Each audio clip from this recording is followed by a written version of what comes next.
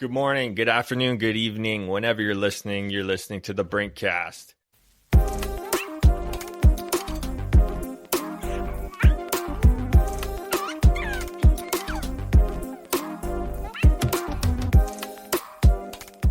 Episode 11 today. Jay's back from south of the border, and we're looking at a lot of baseball chatter today, some hockey talk, some fathering fails, some fathering highlights.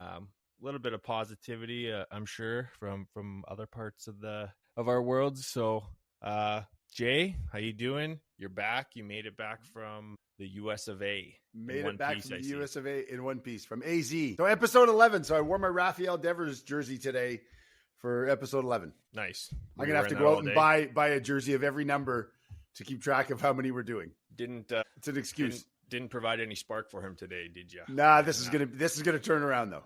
I figure this is going to turn around. Yeah. Perfect. Yeah. No, we had a great trip south of the border down to Arizona for some baseball. Saw some great stuff and took in a lot of their heat. Yeah, that's great. Love that place. It was really fun. Coming back to some snow, which is always nice, I'm sure, after being exactly. I was cursing the ice the other day when I was out walking the dog. Yeah, that's all right though. Yeah. So some spring training for Coop. Yeah. Was he U13? 13 AA division. U12 actually down there. It's the division was U12 AA, and they ended up in the tournament going 2-4. They could have easily went 4-2. The bunch of those games were really close. Yeah. And some really good teams. Great teams from Hawaii and Pasadena, California, and Colorado, and kind of all over the place. Austin Pedroia's son's team was in the tournament in the U11 AAA division, the Dirt Dogs. I was going to hunt them down to get an autograph on my jersey. I actually took it with me thinking he might have been in it, and they were in it, but I didn't end up running into him at a diamond. You're just a total seeker. Hey? What a stalker. I know. But that would have been highlight. If I I would have ran out to he would have been coaching third base on a U11 game, and I would have ran out there with a Sharpie in my jersey. I know you would. Yeah. I'd be that guy. And I'd have the Sox game playing on my phone too, in my pocket. Yeah. For everybody to hear. He'd be proud of me. He'd give me a high five for that. I don't know if he would. He might pigeon toss to try to get out of there. I think he would. He might. Okay. I've heard of this guy. Beat it, you clown. That's pretty funny. But it was really fun though. So spring training for Coop, and then he's having spring training where the major league clubs are having their spring training. That's pretty cool. It was amazing. We ended up we were by, well, you know, you've been down there, but you're close to kind of all the stadiums. So we went to 4 spring training areas. We saw, where did we go to? We saw the Oakland A's, we saw Chicago Cubs, we saw San Francisco Giants, and then we ended up going to a game, the Milwaukee Brewers and the Arizona Diamondbacks, which was amazing. Nice. It was unreal. Yeah, that's awesome. The kids were standing right behind Corbin Carroll in the outfield. It was unbelievable. That's a good time. Yeah. Wow. Yeah. What a park. What a park. It was pretty epic. Forever. Yeah. That's awesome. A lot of fun. I'm very jealous, and I'm happy you guys had a great time, obviously.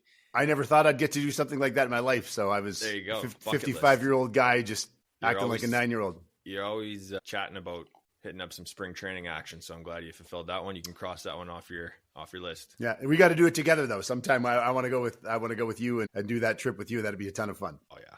We got to do a family trip down to AZ or somewhere. I Big guess time.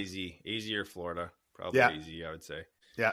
Would be a better option, but either or, I mean, great locations, both of them, but that's exciting, man. It's a good experience. Yes, sir. Pretty fun being a dad, seeing your kids do that kind of stuff. Yeah, no doubt. I was just thinking Coop must have absolutely loved that, and obviously made some new friends down there, and I'm sure he'll let that memory live on with him forever. And hopefully we'll get down there again sometime in the near future. I think we should put it on the list. It's back on the list. It's on my list. How are you guys doing? What's been going on over there in that world? Doing good. It's week 2 or 3 of wrangling. Oh my! Fully mobile 8-month-old. So it's different for sure. We've had and she turned 8 months last week, right? Yeah. Yes. Yeah, and she's crawling. moving. I know we had mentioned that last time, and that's kind of a whole new world of possibilities and dangerous objects, but it's been a lot of fun. Our playing has kind of leveled up. She can move, she can kind of crawl all over us now, and wrestle a little bit, and constantly on the go, loves to explore, which is great. Dogs aren't too sure of it, but they'll come around. as we keep going here. But yeah, no, we've been good, busy, and like I said, it's kind of all about baby proofing the house and identifying things that you never thought could be a hazard. A hazard, yeah, that's for sure. Exactly. Just as you're saying this, it's funny. I remember when you were little, when you were about this age, probably. And I remember at home, we would sit and you would crawl to one of us and then would just turn you around and then you'd crawl back to and when it was like hours of entertainment. It was amazing. Yeah, there's a lot of that. There's a lot of that going on. It was incredible. Yeah, I love just picking her up and resetting her, and she takes off in the other direction. Yeah, that's unbelievable. Yeah, she must feel like she's going 100 miles an hour too. Yeah, well, that's the best. She is quick. She motors now, and really, eh? As she gets better and more comfortable every day, she's getting faster and faster. So yeah, a lot of fun. And yeah, like I said, just opening up the mind and our world to how hazardous our house actually is. I think that's obviously every house, though. Yeah. I think every house is that way. You kind of plan and baby proof as much as you can, but they always seem to find the ones you missed, the places you missed, and the places where some damage could be done. But we're doing good. And speaking of hazards, I'm probably the biggest hazard in our house. I'm known to be a little bit clumsy, as of you. That's where you get it from. You're welcome. Had quite a scare, quite an incident last week, and it was all my fault. I felt horribly about it, but I was carrying the girl. We were gonna go play on the floor, and I had a cup of coffee in my hand, and I'm, before it wasn't that big of a deal because she wasn't too like mobile or anything. So walking down, and I go to shut the baby gate behind me so the dogs don't come in, and I look over. She's up to her knuckles in my hot coffee, and I panicked, lost it. I was devastated. She was crying, obviously, and I thought we were making a trip to the emergency room, but turned out she was okay after a couple minutes, and she wasn't burned or anything, so we're good. But that I don't mean to laugh. I'm sorry, but that's crazy. A lot worse. So we got to be head on a swivel now. No doubt. And now she's a coffee drinker. Yeah, she wants to be now. Yeah. just what you need. She got a taste. Yeah, no. Dice, that's crazy. So yeah, felt horrible about that, but I'm going to be better for it. And we're gonna dial it in and make sure we can. I think you'll have to prevent that from happening again. Yeah. Was Mom a little mad about that one? Not mad, concerned, obviously. And once things subsided, we had a nice chat about how we're gonna prevent that in the future. Safety measures.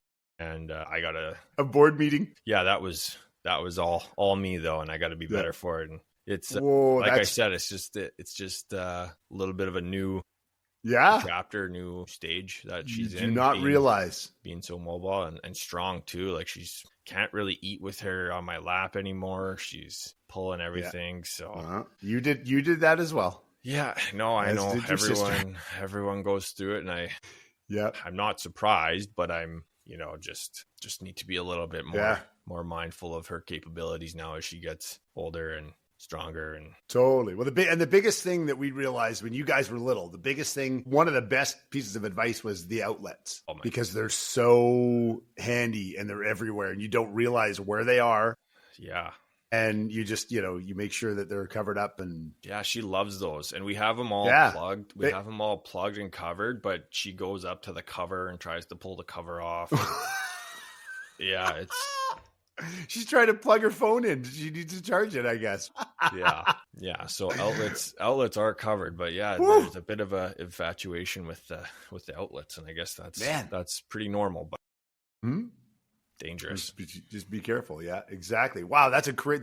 That's crazier than anything that went on around here. Yeah. So between dunking her hand in a hot cup of coffee and teething, she's been a little vocal this week, but that's to be expected, and I don't blame her. And I hope she gets this second tooth wherever it is coming in up and through before we take off on a plane on Friday. So that'll be another little interesting no kidding.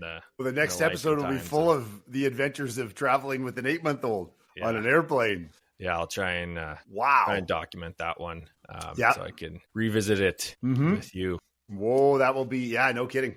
There should be some good ones in there. Yeah, no, other than that, we're all good over here. Right on. We're all good over here. I love it. Every day's new. It sure is. Sure is. A lot of fun. A lot of fun being a father. Yes, it is. Oh, absolutely it is. Absolutely. So this week, not to interrupt you, but this week, I had another father moment that I never loved this moment as a father ever, and I've never loved it with any of you three at all. I don't think any parent likes this. So Coop's hockey team was in the finals for their hockey. This season, his team, the Buffaloes, went 29-6-2. That's a pretty good season. Yeah. And they made it to the very final game, won their way through there, got to the final game, went into overtime, and lost 2-1 in overtime. Crazy. And at the end of a loss, obviously you have a child who's completely devastated, very upset. You know, the world just came crashing down after this whole thing. And as a parent, you have to sort of navigate, you know, what do you do? How do you do this? And no parent likes this at all because, you know, you never, ever like seeing your child in that situation. You know, it's going to teach them stuff. You know, they're better for it. You know, again, it's only a game. It moves on, but that's always tough. And I saw it. But man, it was really Laura's first time of really experiencing something like this. And it was wild seeing that. That was crazy. No, I bet. And I mean, first of all, hell of a season. Glad he was a part of that. Yeah. I think that team seems pretty close. You would know better than me, but obviously rattling off 29 wins will bring a group close together and enjoy a lot of success and have fun on the ice like that. It's a great thing. Obviously, hugely successful season in many regards, but man, that was tough. Even watching, stayed for most of the game, missed the third and then overtime, but I was following the live updates, and in fact they tied it up with I think 12 seconds left. It was like 40 seconds left. 40 seconds they went okay. It was a 0-0 game until 4 minutes left in the game, and they scored a goal, and then we came back and tied with 40 seconds left, which it was amazing. Like it was electric. And then overtime was 3-on-3, and they've never really played 3-on-3, which was kind of different. And the bench gets shorter, and their players were running out of steam. They had some guys really running out of steam, and if it had went about another minute, we had some players on the bench, some fresh legs waiting to go, and they just would have skated by everybody. Coop being one of them, they would have just had the puck and skated by everyone because they were just gassed. That's always tough to lose in that fashion, but. Yeah, man, I don't know if it's harder going through it as a, player or as a parent. I only know the one side of it right now, but just trying to imagine that, like, you're pretty helpless and there's not a whole lot you can do. Obviously, I imagine you try and let them process that and not discount it for being what it was. It's his life and a huge part of it and a huge moment kind of going through that. So yeah, how did you kind of handle that as a father with Coop? Well, you just, because I've seen it before with you guys, you kind of just let it play out. You kind of just let them know that, there was more to this season than that one game and that one goal and the one overtime. And, we'll have to just take time to reflect and look back on all these positive things that came out of it, which is huge. But you can't give them a lot of info because they don't really want to hear it. The benefit was at the rink that night, the Pat Canadians were playing in their final game against Moose Jaw at another rink in the same facility, and they ended up winning. So some of the parents and kids ended up kind of hanging around afterwards. We were up in the lounge, and then the kids somehow got down to the Pat Canadians game. And then there was all this chaos going on the rink because people were taking photos and stuff. And about 6 of the players on the team ended up out on the ice with the Pat C's celebrating their win. So it completely changed their mindset, which was actually quite good. It was a distraction. Yeah. And then after being out there, they were probably out on the ice, I would say, for 45 minutes, an hour. Like, they were out there for a long time. We could see them out there. They were just kind of hanging out and whatever. And then at the end of it all, they all come back and they had gotten sticks from some of the players. Yeah, I saw that. Yeah. They were good, and then you could talk about it. You wait till the next day, sort of not the 24-hour rule, but sort of that thing. Yeah. To discuss it. For sure. But it ended up being quite an emotional night for everyone on all sides. Yeah, no, that's awesome. I think back to, similar things that I might have went through, and it was always nice to kind of get together as a team, whether it's just hanging in the locker room and reflecting or whatever. And And then once you leave there, you know, obviously you're still upset, but hopefully you can that helps you move on from it and recognize what a run you had. And I'm glad, like, that's a crazy night. And it actually sounds like a pretty fun moment afterwards. Yeah. Getting to just kind of hang as a team and then obviously celebrate Do something the big different. Pat C's win. That's no kidding. It was huge. And then we had the parents, we had the end of the season wind up last night, and parents got together and stuff. And it's such a great group of parents and coaches. So there was a lot of really positive things said and stories shared about the kids, and the coaches kind of went through, you know, how they wanted to build this team at the start of the year. So it was really great for the kids to hear that, you know, they were all there for a reason, and, you know, this is the team the coaches wanted. So it was amazing. It was a season he'll remember for the rest of his life, but for forever, I know. Yeah, but we all will. great. Yeah. You had those. I could remember. I could go into specifics on that. We've talked about that before, where teams you were on, teams Jayla was on, you know, those things that have a big impact. Yeah. And I mean, losing teaches you a number of lessons, and especially in sport, when you put so much time and effort into something and, you know, come up short in your ultimate goal, still teaches you a lot of stuff. And it's good to experience that, especially as a, you know, 13-year-old, 12, 13-year-old, going through that, because it's going to happen. It's just going to continue to happen. Yeah. You're going to take L's. Absolutely. In every aspect of your life. And it's something I think I learned a little later, or not learned, maybe just realized the importance of, you know, absolutely losing in certain aspects, because it builds character and a little bit of grit and just ultimately gaining that life experience that's going to further benefit you in, you know, sport or everything you do, or family life, whatever it is. 100%. 100%. Yeah. And last weekend, you know, all the close games in the baseball tournament, he had some of those that were one run games that they could have won. And so then we come home and this happens. And so it's all just adversity, right? And that's what you're right. It does teach you that in life to, you know, about that, you know, being 12 and then when you go on to be an adult, and all those things they all add up for sure. And, you know, no one plays a game to lose, but you've got to realize when you go in to play a game, there's going to be two sides to the outcome, and you got to be cool with either side. Yeah, definitely. You know, losing, I would say, probably will make him a little bit hungrier to try and chase that feeling again. And obviously that team's not going to be together again, but, he'll be better for it as a hockey player and a young lad in the future here. Absolutely. Yeah. It's nice for him to have people around that understand that they can, you know, just kind of reinforce that and go, you know what, it's a good thing. Yeah. If you won all the time, you'd never know how to like pick yourself up. Right. Yeah. Yeah. No, this is good.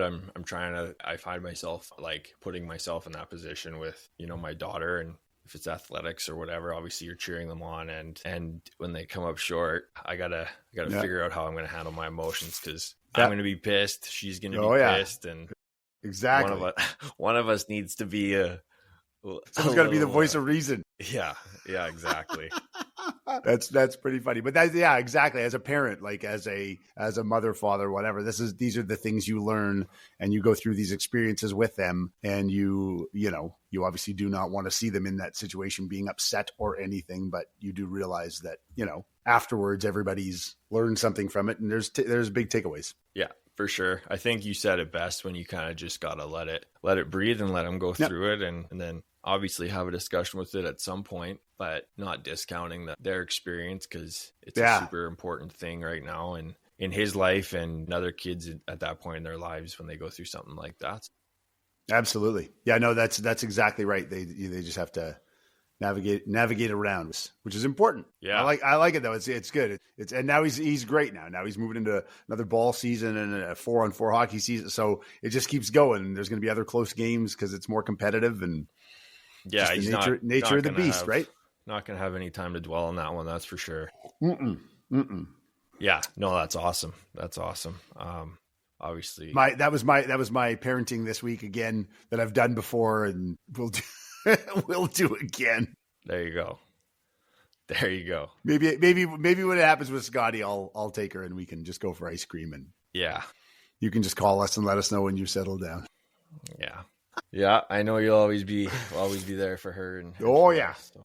No, that's Yes, great, sir. man. Couple dads, hey, we're Just just getting through. just Always getting learning. through, always learning. Never You're stop. always learning. It never stops. You never know it all. There was moments I thought, hey, I've done this before. I know it. And I'm like, no, I actually don't know much. I have to keep reminding myself about that. Yeah. Every one of us is a little bit different, but yeah, no, I love it. Hey, what do you say we move over to the Diamond? Big week. Last week we've been chatting about it, how excited we were, and Major League Baseball's opening day was last Thursday. Oh yeah, and I know we had taken in some of the games and had been following along, but man, it's Sunday now as of this recording, and most teams have already played 4 games, and I can't keep up. This is going to be it's crazy. Wild summer, but it's when nuts. you're playing 162 games, it is a lot to keep track of, but I love it. There's been some crazy stories already in the league. Oh yeah, notably the team from New York, the Yanks, and their hot start, absolutely throttling the Brewers on is that yesterday? What did that final end up being? 20 to 10, 20 to 9. I can't remember. It was 20 something, and they scored. Did they hit 9 or 10 home runs in the game? They set a bunch of records. There was a bunch of records, and ironically, the first 3 pitches of the game, 3 home runs off of Nestor Cortez, who was a Yankee last year. That's just wild. Yeah. Like baseball that's why it's the craziest game ever, because stuff like that can happen, and it's the wildest, and it's like, what? And it's like, that doesn't happen in any other sport. Just baseball.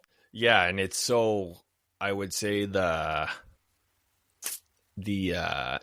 matchups or situations are a little bit more hyper focused because it's a little bit of a slower moving game. So you have time to kind of digest who's at the plate, who's pitching, the history, what they've done previously or whatever. But, that is just what a wild scene. I was kind of doing other stuff, popped up on my phone there, and I think I don't know if it was 20-4 at one point, or that could be wrong. Oh, they were way up. 20 on the board, and I'm like, what is going on here? And I took a look, and I think they had 8 home runs at that point. And wild times. Coop and I were driving around, and it was 16-4, and I said, this is going to be a football score. Yeah, seriously. And it was. It was. That's exactly right. I was like, man, this is nuts, and it's day 3.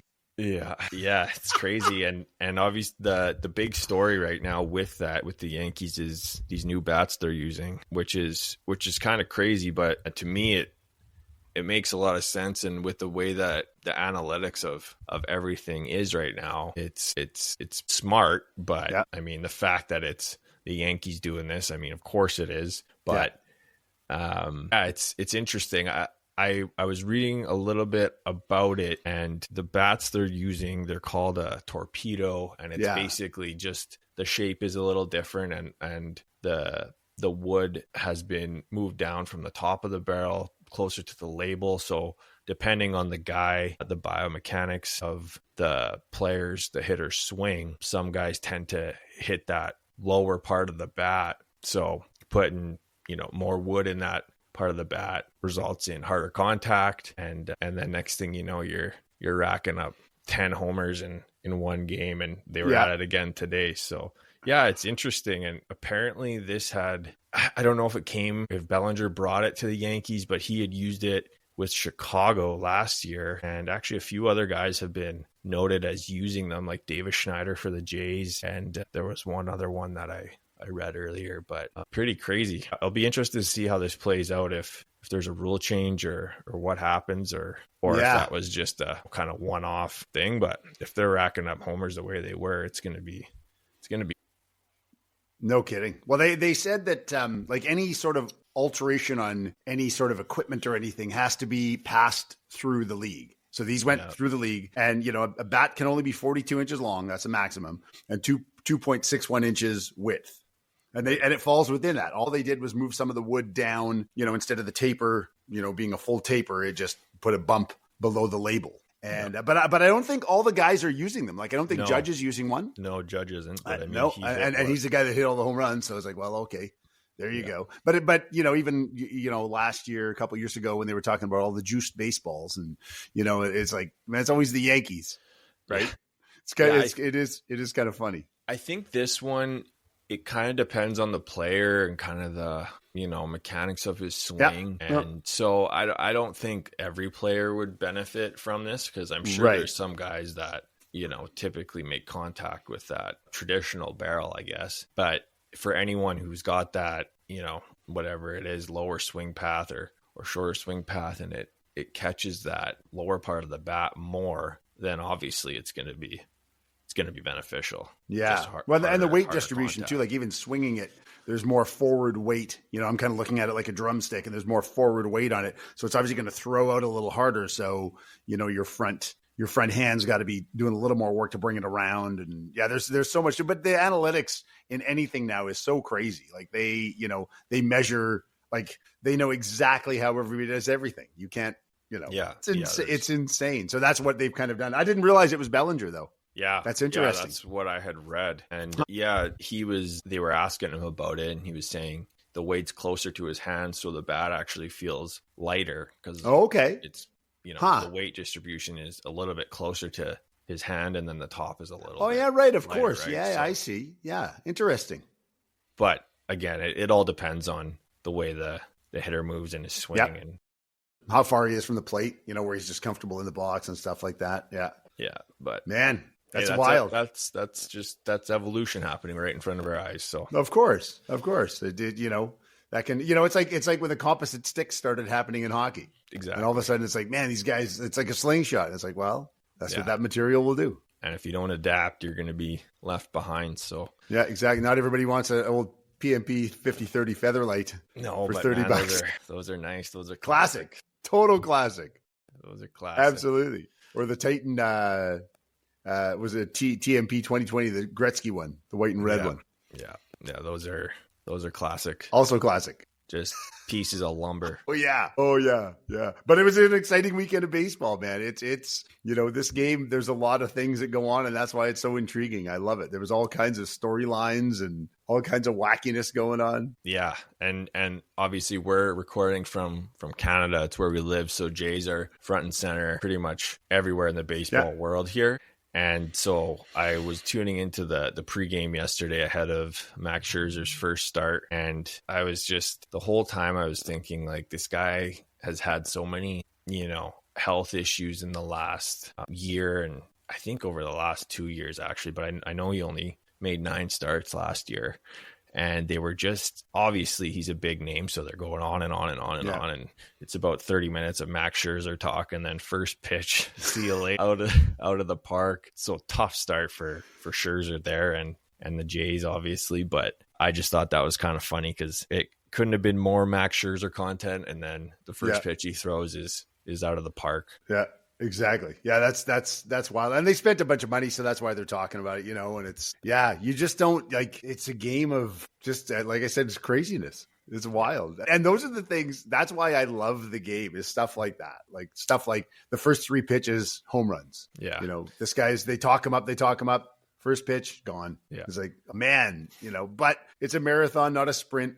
It's a long season. It's a long game, 9 innings. There's a lot that can happen from the first pitch to the last one. There's 27 outs, For sure. I think baseball, I mean, in my opinion, it might produce the best moments. And I know there's probably people that are thinking that's, asinine to say and there's no way. But to me, it's more, it's not necessarily, obviously, the play on the field and, when there's a big hit or a, great defensive play or a pitcher that gets out of a jam, it's exciting, but it's the lead up and it's the context behind everything that's happening, the point in the game, the situation they're in, how the game's playing out at that certain point. And yeah, I think it, like I had said, maybe because it's a little bit slower moving, you have time to actually consider those variables and consider the context behind the entire situation of what's happening or what could happen or what just happened in the game. So yeah, man, I love it. I know we're only four days in here. It's hard not to overreact to everything that's gone on, but it's going to be a fun summer. Well, we'll still be talking about this at 162 for sure. So yeah, my take on baseball, this years ago, I thought about it because I didn't realize why I liked the game so much. And I didn't, I thought I knew, but I didn't really realize. And then one day it came to me, and in my head, this makes sense. Maybe it won't, but it came to me that it's so much like life, like in the morning you wake up and you could have your whole day planned out, but then things could change and you got to adapt and you got to be able to switch gears right away and do all that stuff. And the pitcher's standing on the mound and he's got the ball and nothing's going on. Nothing's going on. The guys are talking, but nothing's going on. And he throws that ball and it gets hit wherever it gets hit. And then anything one of many things could happen and you have to switch. And it's so much like real life in that sense to me. Like that is sure, a guy could hit it over the fence. Sure, a guy could hit it and a guy makes an amazing catch, but you could hit a grounder in the field and it goes off some guy's glove and goes the other direction. And then this guy can run another base and then he misses the base and then they get the ball to the infield. It's just like constantly moving all the time. And it's so much like real life to me. Like, I just think that's, as human beings, it just sums that up. Like, that's what I really dig about the whole sport is it just is that way in my mind anyways. Yeah. Which I love. I can definitely see that for sure. I always think back to that quote from Moneyball, like, how can you not be romantic about baseball? And yeah, we're getting pretty philosophical on a kid's game here, but yeah, that's what we do. And this is truth though, right? Like it's like, I honestly believe that. I think that there's more to it than that. But again, all the wackiness, like the other day in the Red Sox game, did you see that pitcher get hit in the nuts with the ball? That was hilarious. Yeah. That was so funny. Like there was just like, he had no idea the catcher was going to throw it. He's coming out to talk to him. He throws it. It's on live TV. The guys in the Sox dugout are killing themselves laughing. And, and he just gets nailed, not nailed like it dropped him to his knees, but like hit. Yeah, solid enough too. That would, that sure wakes you up. We'll talk about that for the all year. Yeah, no, it's a highlight. Man. So funny, and the timing of it all. The camera was, dead on him, and then the catcher runs out, and he's like, "Oh, sorry," and they pan to both dugouts, and everyone's losing it. They're just killing themselves laughing and stuff, and it's just a bunch of 12-year-olds out there losing it. So funny. That's exactly right. 100%. Yeah, man, it's game of moments and emotions and yeah. So yeah, MLB opening week. It's going to be a busy time. Oh yeah, for us trying to follow the season as it all unfolds. The stuff. I know. Yeah, just following the Sox. I was pumped about Thursday's opening day in Texas, but they have their home opener next Friday at Fenway. So I'm super pumped about that because all the fans get to see the new players now. They get to see, I think Walker Buehler opens the first home opening game, but they'll get to see Crochet pitch and they'll get to see, they'll just get to see all the guys out there, that's pretty exciting, seeing that park on opening day. And I couldn't imagine being there on opening day. That'd be unbelievable. Yeah. Opening day at Fenway would be, absolutely incredible. And then I'm just thinking here, April 21st is the Boston Marathon and they play they play the game, the morning game. Day. Yeah. And it's a 9:10 start. I think that's our time. So that might be 10 o'clock their time. I'm not exactly sure, but it's an early one. Yeah. It's a morning. That's always a big game. And especially after the bombings there. The 2013. Yeah, exactly. Yeah. The famous David Ortiz speech. Yeah. That's always a big one. Yeah. Yeah. Fenway's going to be alive. Boston, I'm sure they're looking for any other glimmer of positivity to sports wise anyway. I know can't be much fun going to TD Garden right now watching that pitiful excuse for a hockey team. I know. Well, they had the Celtics did something and then now it's a blip. So hopefully this can regenerate something. Who knows? Yeah, no, it'll be a good time in Boston, I'm sure. It's hard though, man. I try and keep my eye on a number of different teams. Obviously the Jays coverage here is extreme and always in front of your eyes. Keep an eye on the Sox. Obviously, I think that whole AL East division is always intriguing to me, and I don't know if it's because of the proximity to the Jays and then the Red Sox, but like to keep my eye on and see what the Yankees are up to, the Rays and the Orioles as well. Orioles look like they're going to have a pretty decent squad. I like a lot of their players, and then trying to keep an eye on Seattle. Yeah, exactly. And Dodgers and a number of different teams and players. Like it's a lot. It's a sport where it's hard to not have just like a team and then you follow them, and that's how it is. It's hard to keep track of the whole league, and I feel like you miss a lot of cool things, but we'll do our best to shine a light on on a lot of them. Well, and all the funny story, like there'll be so many of those little moments like that will be great to point out the funny stuff, right? Like the highlight stuff's great and all that, but all those funny things, there's a ton of that goes on that's just like insane. Like the Red Sox documentary comes out, is it next week on Netflix, where they went behind the scenes last year? I think they did it with a few teams. I don't think it was only the Red Sox. I think there was a few teams that they had cameras around all year and got locker room footage and dugout and everything. And that'd be wild to see that and just see the workings behind the scenes of the team, right? Yeah. And guys frustrated and, just really getting in the weeds. I love those docs. And there is one about I think it's just the World Series, came out on Apple TV, last year's World Series, Yankees, Dodgers. Yeah. So I might have to check that one out. But yeah, any sports related content like that, where it's bringing you inside the locker room and the players' lives and kind of getting a behind the scenes look, is always right up my alley. Oh yeah. Yeah, no, that's pretty intriguing. And the same thing with music, right? Like if you ever get to see the behind the scenes of all that stuff, it's like those are the moments you never get to see as a fan of the thing. And that should, it's like the how and the why, right? You could always learn the how, but the why is the more important question on all the stuff. Is like, man, that's intriguing. Yeah, it sure is. I love it. I love it. I love it. What do you think? What's your prediction for the Sox this year? How many wins? I want to say. Well, I want to say that. Well, I'm going to say they're going to make the playoffs. Yeah, I mean, and I'm going to say. Of course, you're going to say. Yeah, of course. And I'm going to say.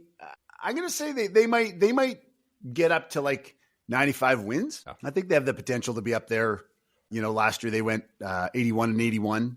And then didn't make the playoffs, and 2 years before that they didn't make the playoffs. But I think they've built themselves up to get a few extras, and they've got a chip on their shoulder. They've got something to prove to their fans and to the baseball world that they can compete. And I don't know. We'll see. We'll see what happens. There's days I'll be like super pumped, and then there's days I'll be so frustrated that no one should talk to me because it just drives me nuts. Days like today where the highlight or the headline is Red Sox Rafael Devers breaks MLB record with 10 strikeouts in his first 3 games. Exactly. He's got he missed out on a bunch of spring training with all the chaos going on and all the drama. And I think he's got to realize he's still in spring training. Like he's not in game shape. Like some of these guys are in game shape. Yeah. It's just not there yet. And I think he's got to just figure out, he's got to sit down with David Ortiz a bit and kind of figure out how this role is going to play out for him. Yeah. No, I think so anyways. I don't know. Who's playing third? Bregman. Bregman's a guy. And even on Cora said last week that even on days off when Bregman's not going to play third, Rafi's still DH. So they'll play David Hamilton on third, or they've got some other options of guys that can slide into third base. Christian Campbell will probably just play all the positions. He's doing great. So that kid's amazing. All those kids, the young guys coming up is, I think that's also exciting is, just the pipeline of any team when you have that sort of lineage going on. It's like, man, they're going to bring in some of these young guys. They're going to tear it up, and they're the future of the whole thing. And, Marcelo Mayer had an amazing spring training, and Roman Anthony. And so, I don't know. I know. I'll keep following. As a DH, you're not. Yeah, it'd be tough, man. If you're not hitting, you're not contributing literally anything to the team. Yeah. Well, and you sit for like a couple innings till you bat again. Yeah. Right. So you've got to talk to guys that have done it, that end up going down, into the cage between innings or whatever the process might be, right? And just not get inside your own head to let it drive you up the wall. But that's why he's got Ortiz in his back pocket there, and Rafi's 29, and Ortiz started DHing when he was 29 with the Sox, and back in, I think he started in, was it 03, 04? I can't remember but then the 04 season was like when David Ortiz was like, okay, he's a designated hitter. So I think that's what they're looking at Rafi to be like, you could be this guy. You could be the next guy in that thing. So yeah, again, who knows, right? Like, we're 4 days in. Yeah, exactly. Exactly. I'm ready to play. We don't need to sell the farm just yet. Yeah. That's pretty funny. But it is exciting. Exciting with the Dodgers, right? Are they 5-0 now? They're 5-0, right? Yeah, I guess with the Japan. Yeah, they have the games there. And then Mookie Betts, like, what about that guy? Like, he's sick and he loses 20 pounds and he comes back and like hits a walk-off home run and just tears it up that game. And it's like, what is up with that? Like, what kind of freak athlete is that guy? And he's a little guy. Yeah, it was nice. I went to bed on, let me just get my days in check here. think that was Friday night. And it was, the Dodgers were down 1, I believe, and 8th or 9th inning, and I could not keep my eyes open. So I said, whatever. I was watching it on my phone in bed, and then I just packed it in and went to sleep. And then Scotty woke up in the middle of the night a few hours later, and I was up or whatever, and I just looked, and then I saw that, and I watched the highlights, and it was like, oh wow, there was a lot that happened after I shut the eyes there. So yeah, Mookie Betts, I love that player. Made a trade offer for him the next morning in our fantasy league, and which was quickly declined.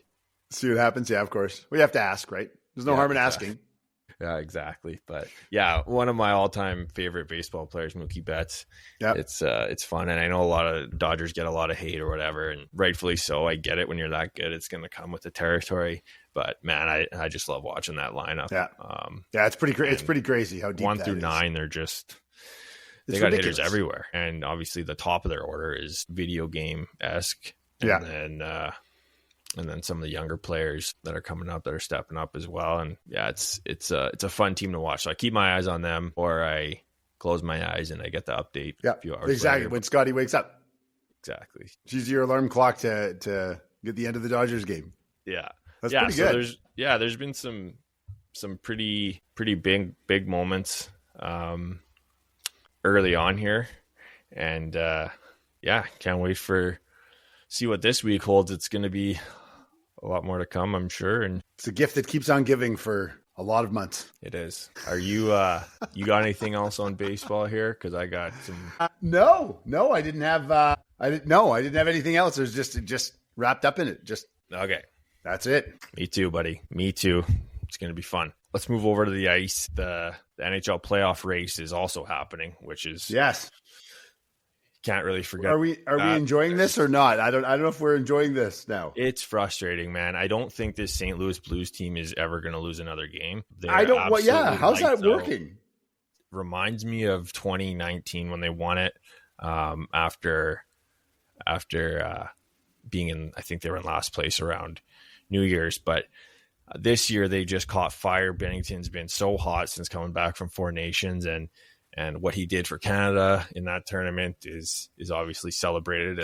And we cheered for him there. But man, I just don't. They keep finding ways to win, and I don't really know what's behind their success as of late. I think it's just obviously goaltending is huge, but they've just caught fire at the right time, and their schedule kind of lines up in a pretty good spot for them. Right. I think they're playing, like 7 out of their last 12 games are against non-playoff teams. Really? Wow. And yeah, I mean, Canucks played them. They both took a point in that game and lost in overtime overtime or shootout. But yeah, Canucks cannot seem to catch them. They're 6 points back right now. Yeah. And anytime they get a win, so does St. Louis. And then Calgary's right there in the mix too. Exactly. Utah is not far behind. The West is wild right now. And I mean, 6 points out. I think they got, what do they have left games here? What do the Canucks have left? 9 games? Yeah, it's just below. Something like that. It's getting close, right? Yeah. So we need some St. Louis losses here. Oh, yeah. I know they play Detroit tomorrow night, and got a buddy who's a Detroit fan, so we got to pull him for Detroit cheering. In that one. But man, they beat the Avs yesterday. I thought for sure Colorado was gonna, at least slow them down a bit, but they found a way to get that one done. Yeah, we'll see. I hope this time next weekend Canucks are still in the mix, because we're going to a game next Saturday. That's right. I hope it's not a nothing game, but either way, it's not going to be a nothing game. It's going to be fun. But exactly, and is that Anaheim you guys see? Yeah. Yeah, they got Anaheim and Vegas when we're there. Going to the Anaheim game, and then they play Vegas the next night. Wow. Yeah, it's coming down to the wire. Anytime teams are close like that and it's not in your control, it's kind of unnerving, right? Yeah. It's like, again, a coach will be like, well, we put ourselves in this situation, so. Yeah, and you think about all the games that they've dropped. They lead the league in games where they're leading by 3 or more goals that they ended up losing. So that's similar to the Rafi Devers stat there. It's not one you want. Yeah. Over your head. But yeah, we'll see what happens. I don't think this team is built to really make any noise in the playoffs, but it's a lot of fun when you can get in there, and really anything can happen. So exactly. Once you're in, theoretically anyway. Yeah. Well, it's still fun. Like, watching the game the other night and stuff. It's really fun watching Sherwood, and watching Garland.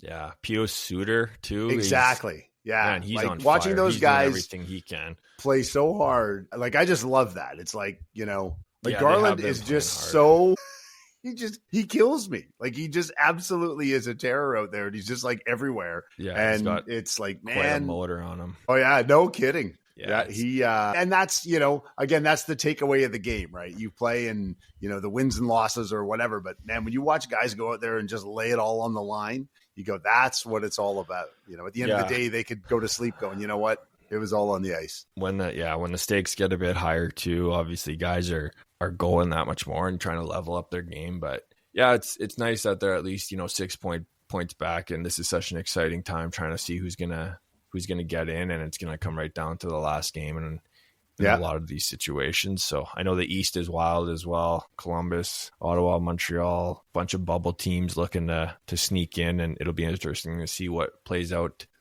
there as well. Yeah. But yeah, the Blues, man, I don't know. If they get in, they're going to be an absolute nightmare to play in the playoffs. I think so. Because they'll be just clicking. And if they're healthy, like obviously that's working in their favor too, as they're healthy. So, everything's moving on like that. I'm just thinking we should get a hold of some of the dads from some of the NHL guys and see how they're feeling about these things. If the guys lose in an overtime loss, do they, take them for ice cream or how do they deal with that? Yeah, no, there's probably a lot of the same feelings they had when they were like 10, right? I would guess so, and I don't think that ever changes. Yeah, definitely. It definitely wouldn't change. And no, it'd be tough, man. In any situation there where you see your kid come up short in something that they've been striving towards. But yeah, I don't think those guys are going for ice cream or anything like that. Yeah, no, I don't think so. I think the players are buying if they are. I would say, yeah. Yeah, I know that it'll be an exciting time watching the race here at the end. Yeah. Yeah, so between baseball and hockey, it's crazy time. The energy between now to June is like it's packed. Yeah, the slate is full. The slate have to book some holidays just to catch up on the games. Yeah. That's pretty funny. Yeah, and Ovi, obviously, we're still waiting on him to pass Wayne. He's 6 goals away now. So I just looked this up right now. He's 5 goals away now. He scored another one this afternoon. So now he's 5 away. Like that is close. Yeah, it is. It's going to happen this week.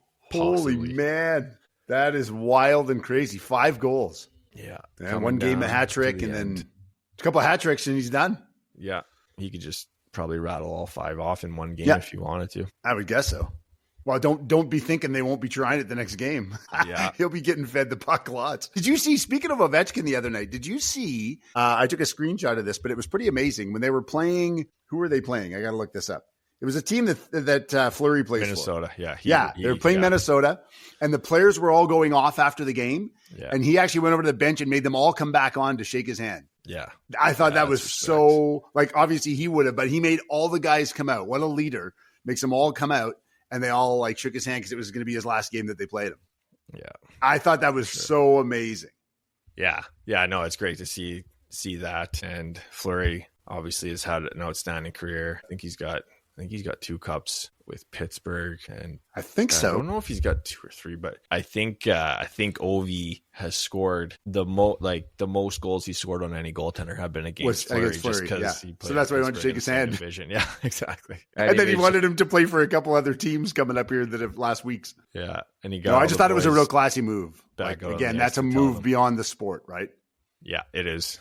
Yeah, he's a good leader, and It's funny reflecting back on his career. I remember when he first kind of came out and watching Don Cherry, and Don's a real old school guy. And he was just always carving him for his, excitement levels after scoring and thinking he was, showboating and all this stuff. And now I'm wondering what Don would be thinking of today's game with the way it's gone. And Ovi has carved out an incredible career and brought so much to the game as far as, from an excitement standpoint. Oh, absolutely.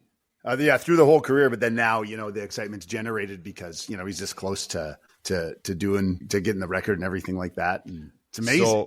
I'm looking at the schedule here. There's a couple games where he might be able to rattle off 5 in one game. They got the Bruins on Tuesday. Oh, geez. There you go. That could be a 5-goal game. We could be watching this on Tuesday night.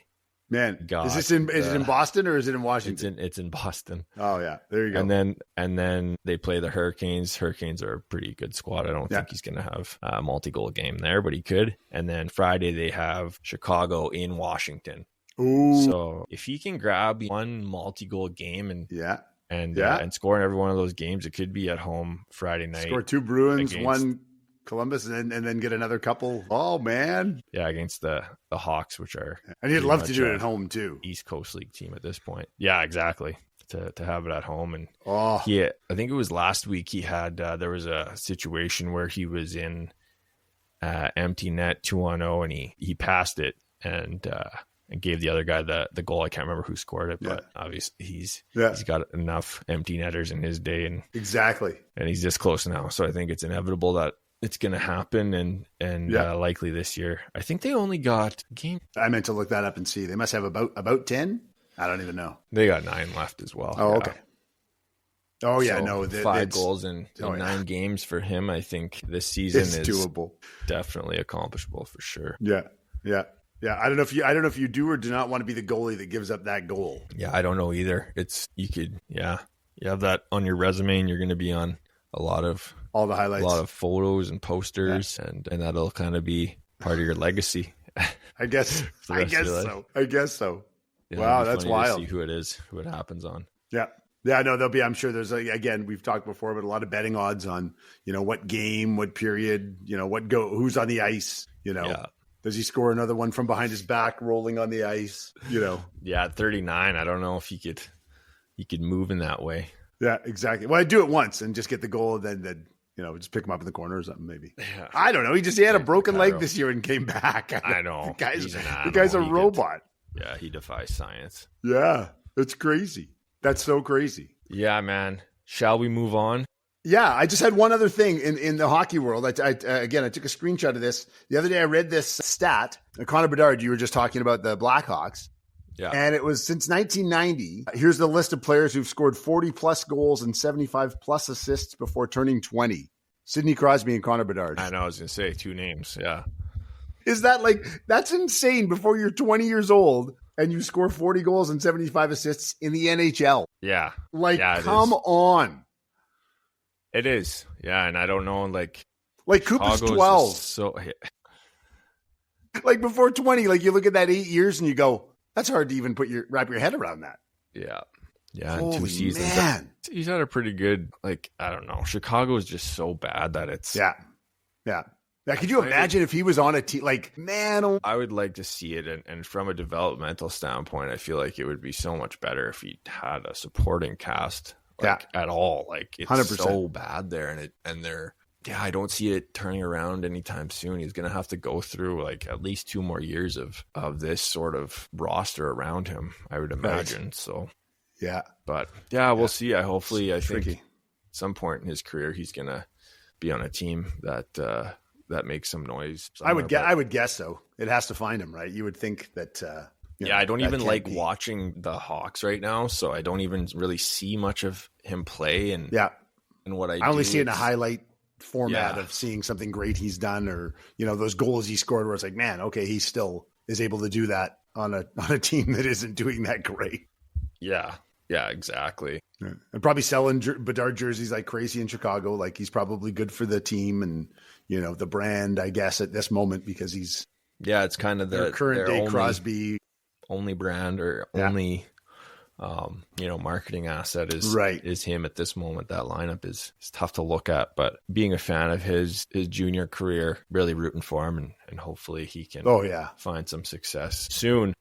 Absolutely. Cool, man. Well, let's spread some positivity. Do you have any sort of humanity highlight, shall we say, humanity highlight of the week? For this week? I do.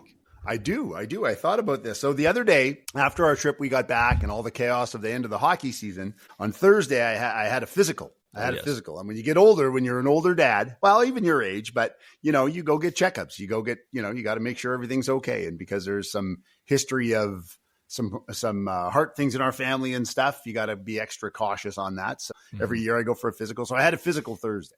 So I go see my doctor, Dr. Oluma, over at the Stapleford Clinic.